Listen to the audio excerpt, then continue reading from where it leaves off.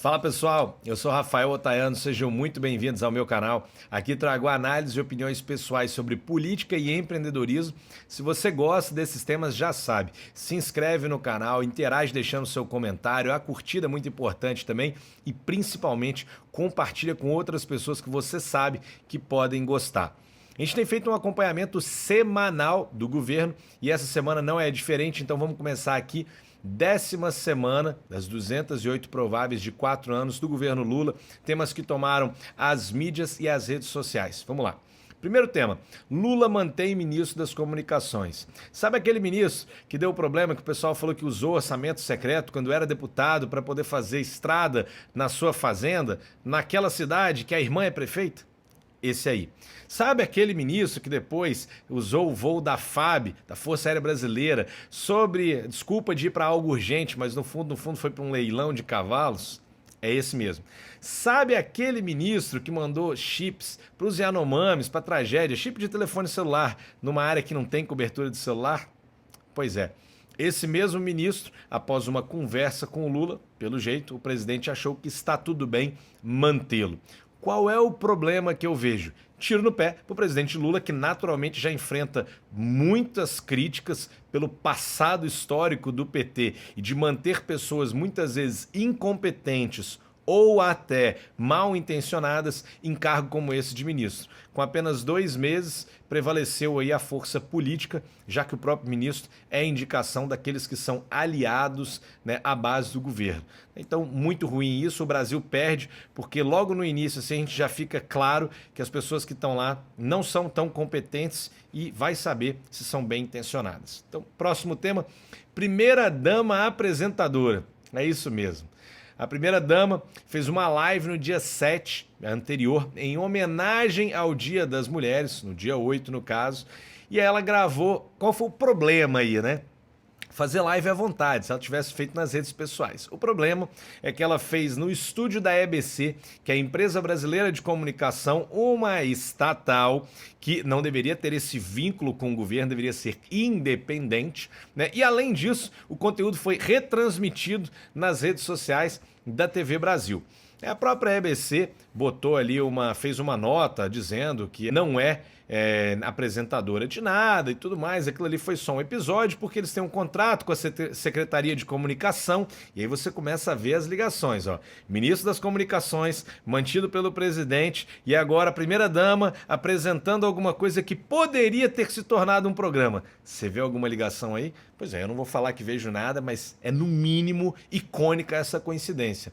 Agora, quando dizem que ela não ia apresentar nada, fico com a pulga atrás da orelha pelo seguinte: a própria primeira-dama se manifestou na época dessa seguinte forma, ó: nosso primeiro papo de respeito é o nome do programa, que aí outro problema foi que ela usou para falar de ações do governo, né? Que por sinal o presidente é o seu esposo. Então veja essa correlação muito estranha e para quem disse nosso primeiro, me parece que viriam outros, né? Mas com toda a crítica que foi feita agora, alguns deputados inclusive fazendo denúncia e criticando bastante, acho que a gente não vai ver um segundo papo de respeito. Vai parar por aí.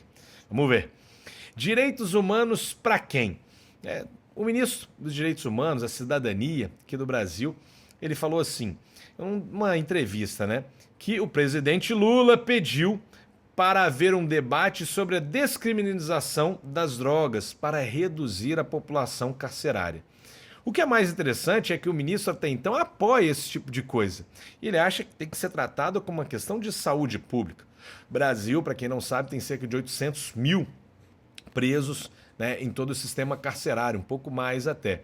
Agora, o que me causa estranheza é que em momento nenhum eles falam de outras formas de se combater o tráfico de drogas, né, de melhorar sei lá, a vigilância em portos, em aeroportos, nas fronteiras. Você não vê eles falarem sobre isso, né? Você não vê nem o ministro da Cidadania falar de ações para ressocialização de pessoas, né? Você não vê nada disso. Agora, o debate sobre descriminalizar drogas, como se isso fosse ser positivo, Para mim é péssimo. Eu não acho que isso vem falar que é ciência, pode falar o que quiser. A minha opinião é que se hoje você já tem jovens acessando as drogas logo no início da sua juventude e fazendo o quê? Gastando dinheiro, roubando, às vezes até cometendo homicídio para comprar droga ou para pagar dívidas de droga, na hora que você liberar isso, vocês imaginam como é que vai ser?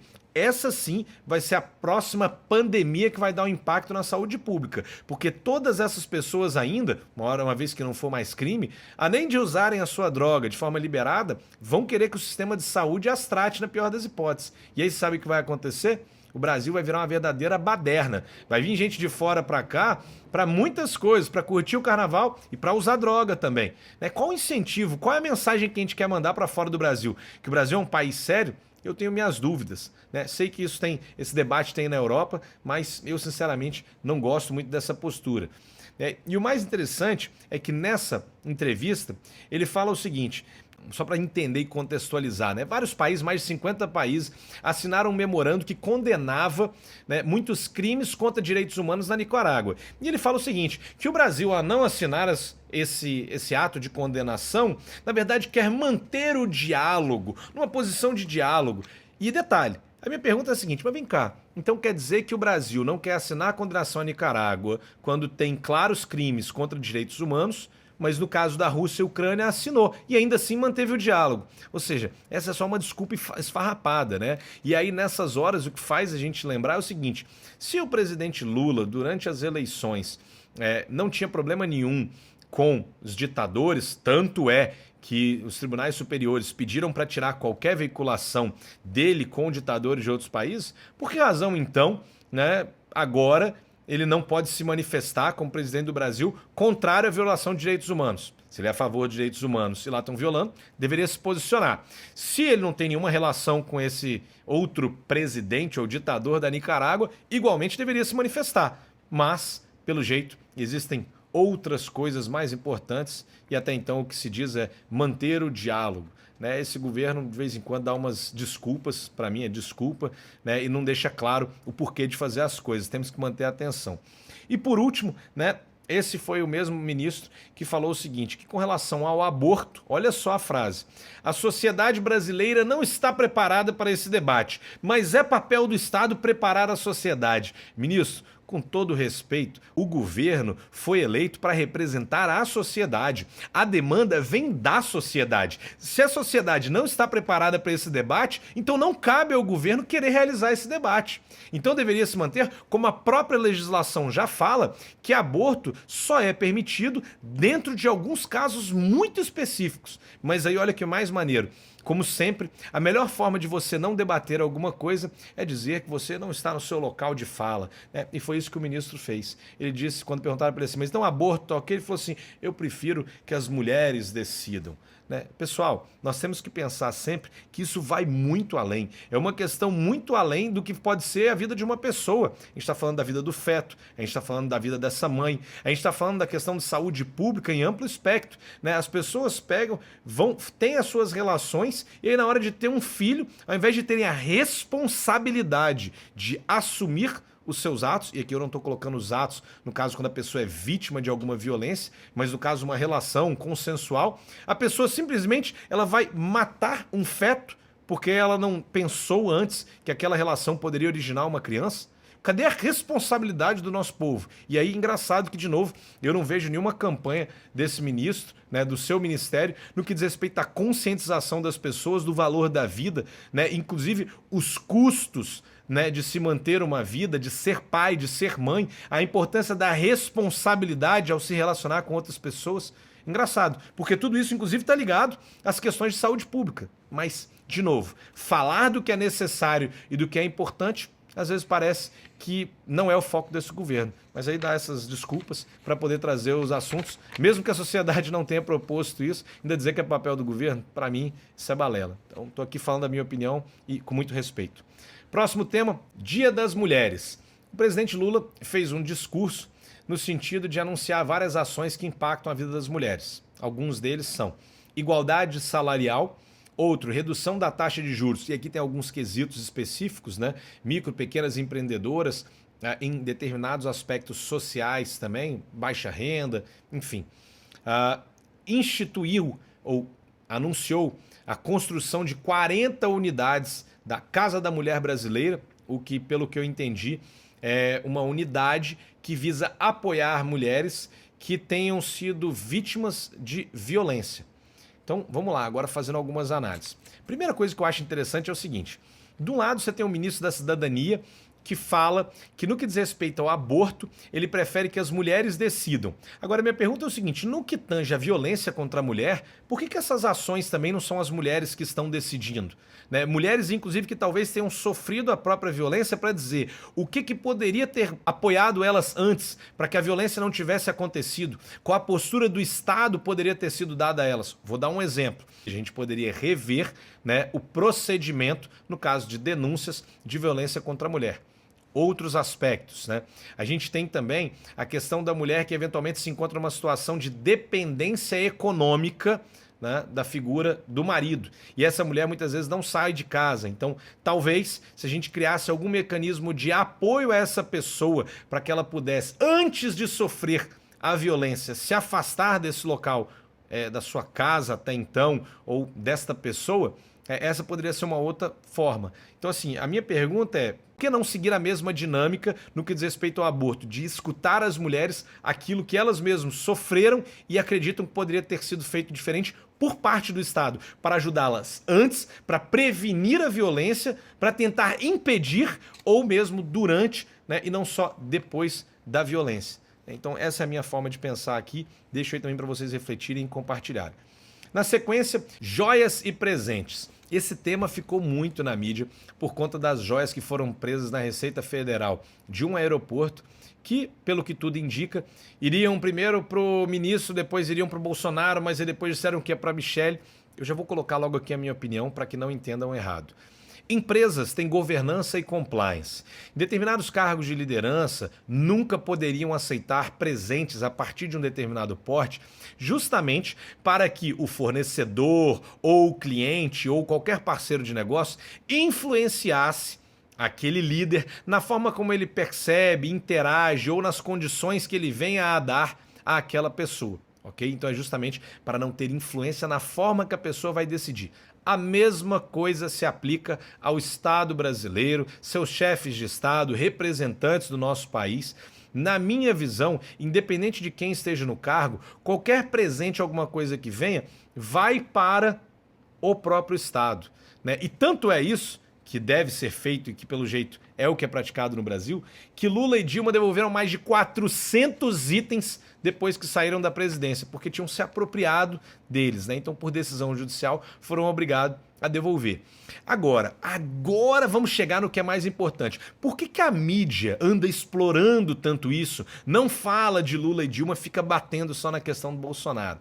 Pessoal, lembrem-se sempre da construção de narrativas, cortina de fumaça. É preciso você jogar alguma coisa para que as pessoas fiquem tão vidradas, para que se mantenha uma certa alienação coletiva ou a polarização do lá e cá, para que as pessoas sequer se importem em conversar sobre o que realmente importa. Quando o Brasil aumenta impostos sobre a gasolina, sobre o etanol, quando o Brasil fala de colocar impostos no petróleo, todas essas coisas têm muito mais impacto na vida do brasileiro. Ah, Rafael, mas essas joias iam custar 16 milhões. Pois é, mas o aumento de imposto vai custar bilhões ao brasileiro.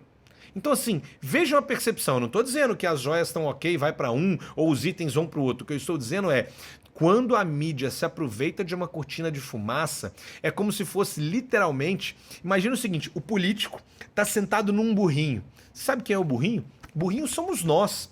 E aí ele pega e coloca aquela cenourinha na frente. Essas cenourinhas são as joias ou a cortina de fumaça. Então nós estamos tão vidrados nisso que a gente nem vê para onde que o político sentado em cima da gente está levando. Muitas vezes ele está levando o burrinho para o matadouro. E o burrinho nem sabe que vai ser sacrificado.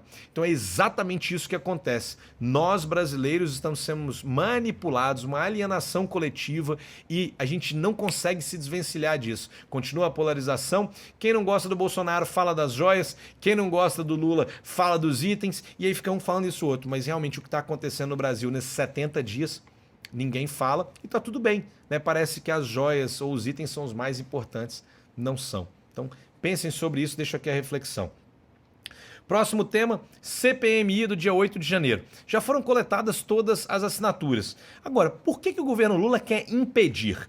Né? Dando cargos, oferecendo cargos para deputados e ministros tirarem as suas assinaturas, ministros não, senadores, dando orçamento para tirar as assinaturas. Né? Medo de quê?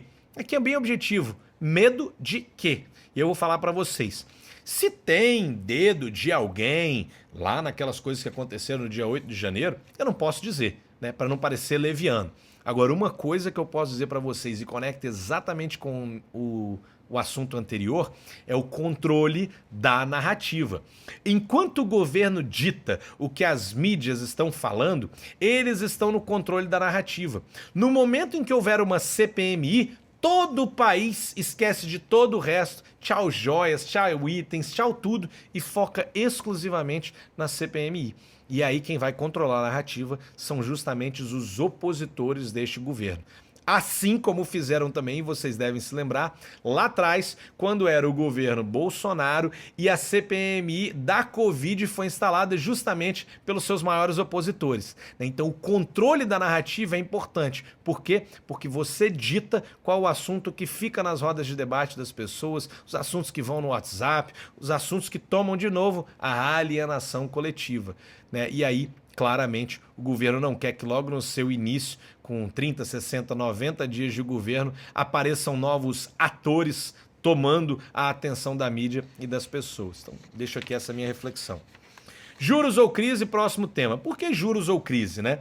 Porque, de fato, uma vez que a gente tem juros no patamar que a gente tem agora, a concessão de crédito fica cada vez mais difícil. E a gente começa a ter sinais, inclusive, de inadimplência. Então, o risco de uma crise de crédito, ela é existente. De fato, não dá para dizer que não é. Agora, por outro lado, né, como é que você vai reduzir juros se o IPCA, que é o índice de preços que mede a inflação, teve um aumento em fevereiro? E mais, a partir do final de fevereiro, início de março, voltam impostos na gasolina e no etanol, que também vão pressionar a inflação para cima. Então, fica difícil, sem fazer as reformas que são necessárias, a gente tem uma queda nesses juros. Então, por isso, né, juros vão cair ou uma crise vai se instalar. Eu tenho certeza que isso aí realmente é algo que está tomando a cabeça desse governo e não vai ser fácil de resolver. Próximo tema, de navio a ditadores. Não sei se vocês sabem, mas atracou no Brasil navios do Irã. E o que isso se representa? Os Estados Unidos, opositores do Irã, justamente pela questão de armas de destruição em massa, tipo de governo instalado, né? Tem lá a sua oposição, né, o seu arranca-rabo com o Irã. E quando o Brasil recebe esses navios iranianos, de certa forma é como se fosse um aceno de que o Brasil não tem nada contra ou apoia. Agora, o problema é que o Brasil está relativamente próximo aos Estados Unidos. E isso não soou bem para os Estados Unidos, tanto é que houveram vários depoimentos de representantes do governo, numa linha mais ou menos assim, olha, o Brasil é um estado, um país que tem a sua soberania e precisa ser respeitado, mas não nos parece adequado, né, permitir que um país como o Irã atraque seus navios, né, e realmente isso pode gerar algum tipo de retaliação. Agora a gente vai descobrir num próximos tempos aí o que vai acontecer. Nessa mesma toada, ditadores, né, um assessor, que na verdade é o ex-chanceler do governo Lula, ele foi visitar Nicolás Maduro na Venezuela. Quais são os detalhes disso? Primeiro que o Itamaraty não informou isso às mídias. As pessoas só descobriram essa visita porque o próprio Nicolás Maduro tuitou sobre isso. Né? Então aquela coisa do você não combinou com o pessoal, né? Então ficou realmente ruim. Por que fazer uma visita a um ditador sem avisar se deveria então o governo do Brasil prestar contas ao brasileiro? Então isso soou muito mal. E aí o assessor, ex-chanceler, falou que os assuntos que foram ditos foi eleições livres em 2024, onde Nicolás Maduro tentará mais uma vez permanecer por mais 6 anos. Eu já vou falar aqui, tá? Eu tenho plena convicção que o Nicolás Maduro vai ganhar. E se ele não ganhar, você pode ter certeza que quem ganha é alguém que ele coloca, tá? Então, assim, a ideia de eleições livres, Acho muito difícil de acontecer, não vejo isso. Por sinal, aí como você faz os acenos, lembra aquele lance da narrativa, né?